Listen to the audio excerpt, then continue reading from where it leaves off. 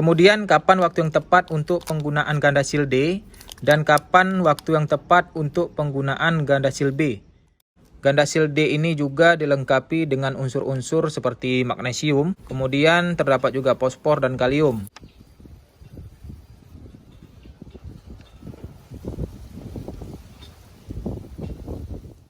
Assalamualaikum warahmatullahi wabarakatuh. Selamat pagi, berjumpa kembali dengan saya di channel Home Tani. Salam petani Indonesia dimanapun kalian berada. Video kali ini kita akan bahas salah satu pupuk daun yang sangat bagus digunakan untuk tanaman cabai, baik itu fase vegetatif maupun fase generatif. Apa saja pupuk yang kita maksud? Video lengkapnya setelah yang satu ini.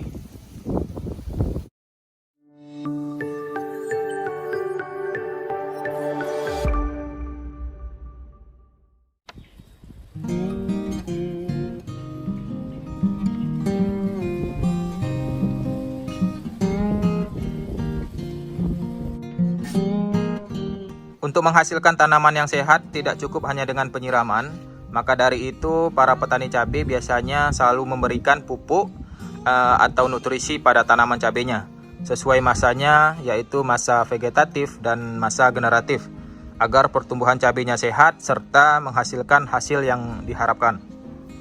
Tanaman dibagi menjadi dua fase. Pertama, fase vegetatif, di mana fase vegetatif adalah masa pertumbuhan mulai semai, kemudian pembentukan akar, batang, cabang, dan daun sampai memasuki pembungaan. Kemudian fase generatif sendiri adalah fase yang mana tanaman sudah berbunga sampai nanti panen atau masa produksi. Jadi fase generatif seperti cabai kita sekarang ini, yang mana sekarang kita sudah panen untuk yang kesekian kalinya, kemudian masih pembentukan bunga, pembentukan calon-calon buah hingga pembesaran buah dan pematangan buah ya. Ini dinamakan fase generatif. Kemudian untuk kedua fase ini, baik itu fase vegetatif maupun fase generatif, untuk penanganan berupa pemberian nutrisi sesuai fasenya ya. Misalkan di fase vegetatif, kawan-kawan berikan nutrisi atau pupuk untuk fase vegetatif. Jika fase generatif, berikan nutrisi atau pupuk, baik itu pupuk daun, baik itu pengocoran untuk masanya, yaitu masa generatif pula.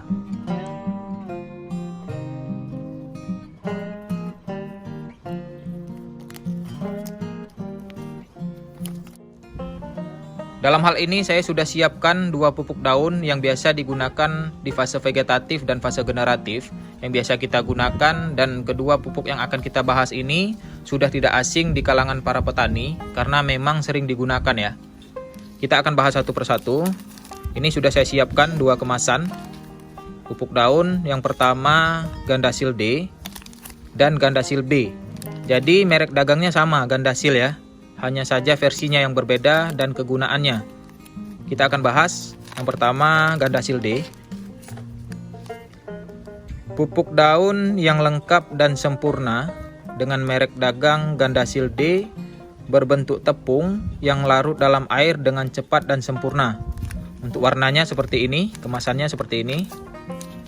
Kemudian kita akan bacakan unsur hara yang terkandung di dalamnya. Unsur hara yang terkandung di dalamnya terdapat nitrogen, nih nitrogen sebanyak 20%. Kemudian terdapat juga fosfor atau fosfat ya, 15% dan kalium 15%. Selain ketiga unsur hara yang disebutkan tadi, Gandasil D ini juga dilengkapi dengan unsur-unsur seperti magnesium, nih mangan, serta boron, tembaga, kobal dan seng ya, serta vitamin-vitamin lainnya. Jadi sangat lengkap Gandasil D ini. Kemudian kita akan bahas yang satunya, yaitu Gandasil B. Pupuk daun yang lengkap dan sempurna dengan merek dagang Gandasil B berbentuk tepung yang larut dalam air dengan cepat dan sempurna. Untuk kemasannya seperti ini, berwarna merah putih ya. Kita bacakan unsur hara yang terkandung di dalamnya. Unsur hara yang terkandung di dalam kandungan Gandasil B ini terdapat nitrogen, kemudian terdapat juga fosfor dan kalium. Untuk persennya nitrogen terdapat 6%, fosfat 20%, kemudian kaliumnya terdapat 30%. Gandasil B ini juga dilengkapi dengan unsur hara, magnesium, mangan, boron, tembaga, kobal, dan seng ya. Jadi sangat lengkap digunakan. Kemudian kapan waktu yang tepat untuk penggunaan Gandasil D dan kapan waktu yang tepat untuk penggunaan Gandasil B? Kawan-kawan mohon disimak karena akan kita bahas tuntas sampai akhir ya. Sampai nanti dosisnya juga kita akan bahas. Ya, kita akan bahas dan kita akan bandingkan unsur hara di dalamnya ya. Ini yang paling atas Gandasil D dan yang bawah Gandasil B ya. Kita akan bandingkan. Pertama kita akan bandingkan nitrogennya dulu. Untuk Gandasil D terdapat 20% untuk nitrogennya, ini dia. Sedangkan Gandasil B terdapat nitrogen 6%. Jadi sangat jauh berbeda. Lebih besar Gandasil D untuk nitrogennya dibandingkan Gandasil B ya. Sampai di sini kawan-kawan mungkin sudah menebak kapan waktu yang tepat untuk penggunaan Gandasil D dan kapan waktu yang tepat untuk penggunaan Gandasil B ya, yang warna merah ini. Seperti yang kita bahas sebelumnya, tanaman di fase vegetatif sangat membutuhkan unsur nitrogen yang besar. Jadi kawan-kawan mungkin sudah menebak kapan penggunaan untuk Gandasil D ya. Kemudian kita akan bahas fosfornya atau fosfat. Untuk Gandasil D terdapat 15%, sedangkan Gandasil B terdapat 20%. Ya, sangat jauh berbeda. Ada 5% di sini perbedaannya. Lebih besar Gandasil B untuk fosfornya dibandingkan Gandasil D ya. Kemudian untuk kaliumnya Gandasil D 15% dan Gandasil B 30%, setengahnya ya. Jadi sangat besar untuk unsur kaliumnya Gandasil B ini yang berwarna merah. Ya, untuk unsur hara lainnya ini sama. Terdapat magnesium, mangan, boron, tembaga, kobal, seng, itu sama ya.